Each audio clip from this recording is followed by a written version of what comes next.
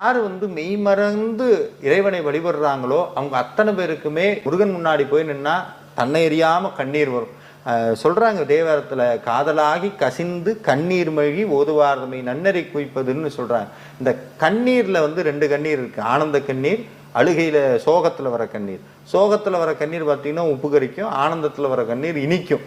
அப்ப சுவாமி முன்னாடி நம்மளுக்கு பெருக்கிறது ஆனந்த கண்ணீர்.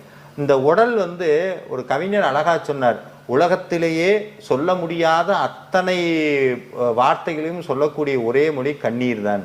அந்த கண்ணீர் கடத்தக்கூடிய விஷயங்கிறது வேற எந்த மொழியினாலும் முடியாது.